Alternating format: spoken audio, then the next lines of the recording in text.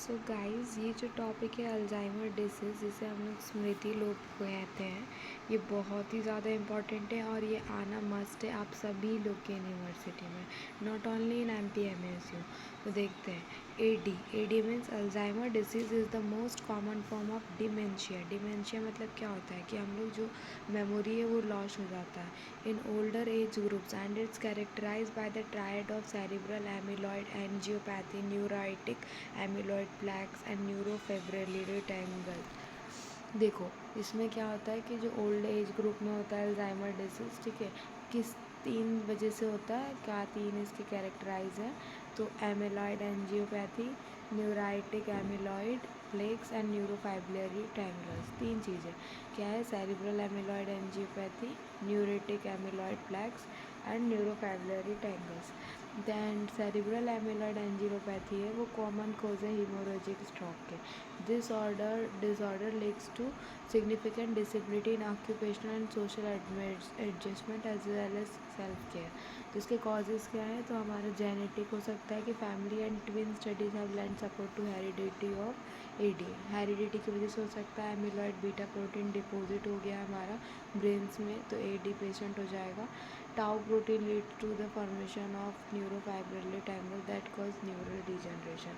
कॉलिंजरिक जो है वो क्या है? This hypothesis states that reduced synthesis of acetylcholine leads to AD।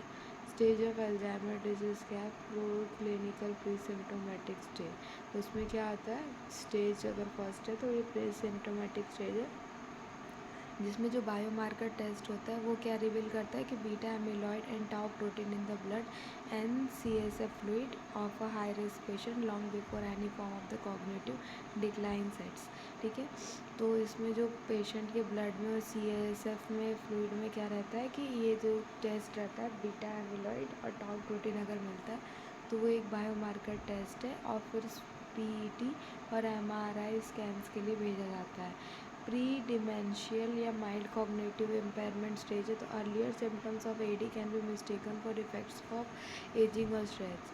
ठीक है, ये सब हम लोग देख सकते हैं कि चलो एजिंग की वजह से हो रहा है या स्ट्रेस की वजह से हो रहा है, बट जो मोस्ट नोटिसेबल डिफिशिएंट है वो क्या है? रिकॉलिंग न्यू इन्फॉर्मेशन है, उसे भी वो नहीं कर पाएगा। ठीक है, apathy which can be mistaken for depression can be noticed even this in the early stage remains the most common neuropsychiatric symptom through out the disease. ठीक है, तो अभी जो है ये बहुत ही ज़्यादा साइकेट्रिक सिम्टम्स बन जाता है और the diagnosis at this stage can be mild cognitive impairment. ठीक है, इसका जो डायग्नोसिस है वो कैसा हो जाता है कि MCT स्टेज पे ही ये डायग्नोज हो सकता है। और माइल्ड स्टेज इसका अगर होगा तो लॉस ऑफ एनर्जी हो जाएगा, spontaneous minor memory mood swing होगा, लर्निंग डिफ़िकल्टी होगी, इंक्रीज रिएक्शन टाइम भी हो जाएगा।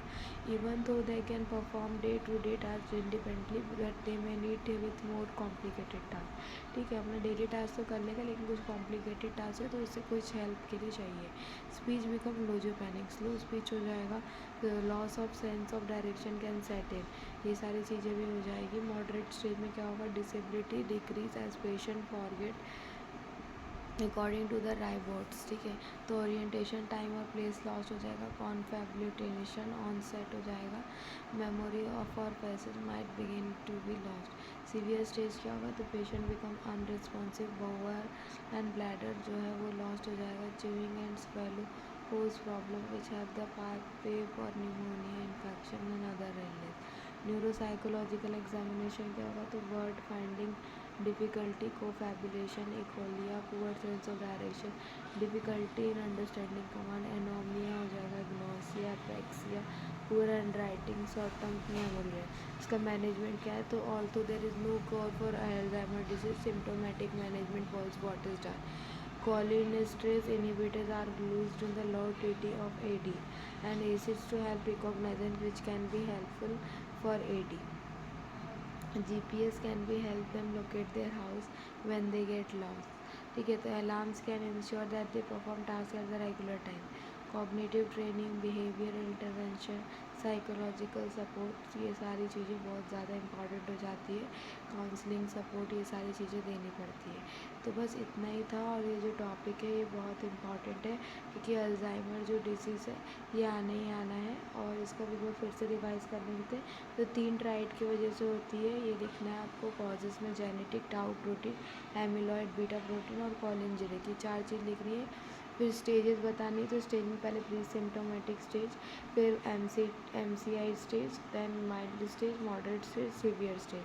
फिर न्यूरो साइकोलॉजिकल एग्जामिनेशन लिखेंगे, देन आप मैनेजमेंट लिखेंगे, जिसमें कॉलिन स्ट्रेस इनहिबिटर जो है वो यूज़ किया जाता है। बस इतना ही लिखना है आप लोगों को और आपको 5 मार्क्स मिल जाएंगे। Thank you.